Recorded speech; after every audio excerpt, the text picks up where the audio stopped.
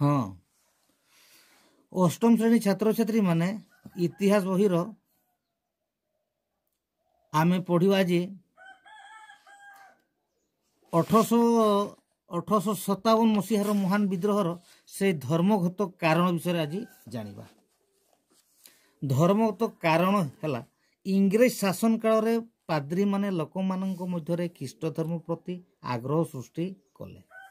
ଇଂରେଜ ଶାସନ କାଳରେ ଯେତେବେଳେ ଇଂରେଜ ଆମର ଭାରତ ଦେଶରେ ଶାସନ କରୁଥିବା ସମୟରେ ପାଦ୍ରୀମାନେ ଲୋକମାନଙ୍କ ମଧ୍ୟରେ ଖ୍ରୀଷ୍ଟ ଧର୍ମ ପ୍ରତି ଆଗ୍ରହ ସୃଷ୍ଟି କଲେ। ଧର୍ମାନ୍ତର ହେଲେ ପୈତୃକ ସମ୍ପତ୍ତି ପ୍ରଭାବିତ ନ ହେବା ପାଇଁ ଆଇନ ପ୍ରଣୀତ ହେଲା। ହିନ୍ଦୁମାନେ ସେମାନଙ୍କର ମୌଳିକ ଧର୍ମ ପ୍ରତି ଏହା ଅବାଞ୍ଛିତ ହସ୍ତକ୍ଷେପ ବୋଲି ଅସନ୍ତୁଷ୍ଟ ହେଲେ। ଏଇଟା ହେଲା ଆମର ଧର୍ମଗତ କାରଣ। ତାପରେ ସାମରିକ କାରଣ, ଇଂରେଜ ଶାସନ କାଳରେ ସିପାହୀମାନଙ୍କୁ ନଗ୍ନ ଦୃଷ୍ଟିରେ ଦେଖାଯାଉଥିଲା। ଯେତେଗା ଭାରତର ଲୋକମାନେ ସିପାହୀରେ ଯୋଗ ଦେଇଥିଲେ ସେମାନେ ନଗ୍ନ ଦୃଷ୍ଟିରେ ଦେଖାଯାଉଥିଲା, ହୀନ ଦୃଷ୍ଟିରେ ଦେଖୁଥିଲେ ସେମାନଙ୍କ ପ୍ରତି ଉତ୍ତମ ବ୍ୟବହାର ପ୍ରଦର୍ଶନ କରାଯାଉନଥିଲା, ସେମାନଙ୍କୁ ଭଲ ଭାବରେ ଦେଖାଯାଉନଥିଲା।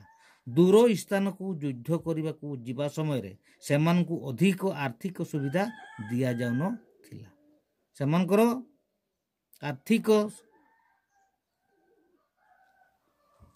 ଆର୍ଥିକ ସୁବିଧା, ଟଙ୍କା ପଇସାର ସୁବିଧା ସେମାନଙ୍କୁ ଭଲ ଭାବରେ ଦିଆଯାଉନଥିଲା।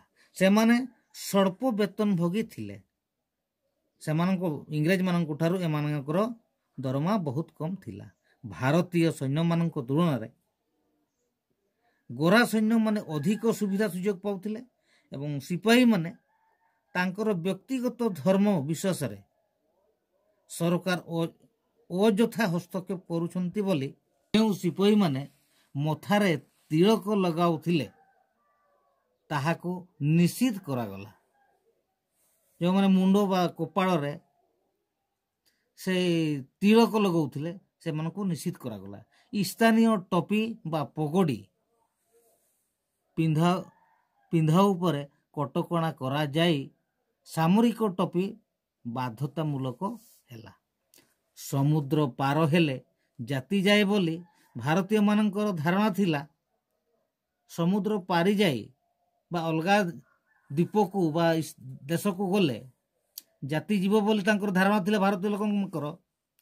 ସମୁଦ୍ର ପାର ହୋଇ ଦେଶ ବାହାରେ ଯୁଦ୍ଧ କରିବା ପାଇଁ ଯିବାକୁ ଆଇନ ପ୍ରଣୟନ କରି ବାଧ୍ୟ କରାଗଲା। ସେହି ସିପାହୀମାନଙ୍କୁ ବାଧ୍ୟ କରାଗଲା। ଏହି ବ୍ୟବସ୍ଥା ସିପାହୀମାନଙ୍କୁ କ୍ଷୁବ୍ଧ କଲା। ତାପରେ ଅର୍ଥନୈତିକ କାରଣ, ଲର୍ଡ କର୍ଣ୍ଣୱାଲିସ ଚିରସ୍ଥାୟୀ ବନ୍ଦୋବସ୍ତ ପ୍ରଚଳନ କଲେ ଏବଂ ଜମିଦାରମାନେ ମନ ଇଚ୍ଛା ଭୂ ରାଜସ୍ୱ ଆଦାୟ କଲେ। ତାଙ୍କର ମନ ଇଚ୍ଛା କର ଖଜଣା ଆଦାୟ କଲେ। ଏହା ଫଳରେ କୃଷକ ଶ୍ରେଣୀ ଦରିଦ୍ର ହେଲେ ଏବଂ ଅସନ୍ତୁଷ୍ଟ ହେଲେ, ଅଶାନ୍ତି ହେଇଗଲେ। ଦେଶୀୟ ଶାସକମାନେ ସେମାନଙ୍କର ରାଜ୍ୟ ହରାଇବା ଫଳରେ ସେମାନଙ୍କ ଅଧସ୍ତନ କର୍ମଚାରୀମାନେ ବେକାର ହେଲେ। ଅନେକ ଜମିଦାରଙ୍କ ଠାରୁ ଜମିଦାରୀ ଛଡ଼ାଇ ନିଆଯାଇଥିଲା। ଡେଲ୍ ହାଉସିଂଙ୍କ ସମୟରେ ପ୍ରାୟ ଅନେକ ଜମି ମାଲିକ ଜମି ହରାଇଲେ। ରାଜସ୍ୱ ଆଦାୟକାରୀ କର୍ମଚାରୀମାନେ କୃଷକମାନଙ୍କୁ ଶୋଷଣ କଲେ। ସେଇ ଯେଉଁମାନେ ଚାଷ କରୁଥିଲେ ସେହି ଲୋକମାନଙ୍କୁ ଶୋଷଣ କରାଗଲା। ଭାରତରୁ କପା ଇଂଲଣ୍ଡକୁ ପଠାଯାଉଥିଲା। ସେହି ସମୟର କଥା, ଭାରତର କପା ଯେତେ ଚାଷ କରାଯାଉଥିଲା ସେଗୁଡ଼ିକୁ ଇଂଲଣ୍ଡକୁ ପଠାଯାଉଥିଲା।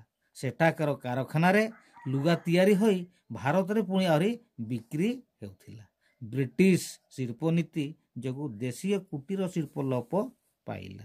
ଲୋକମାନେ ବେକାର ହେଲେ। ସେମାନଙ୍କ ମନ ମଧ୍ୟରେ ବିଦ୍ରୋହ ଭାବ ସୃଷ୍ଟି ହେଲା। ଆଜି ଏତିକି ପଢ଼ିବା,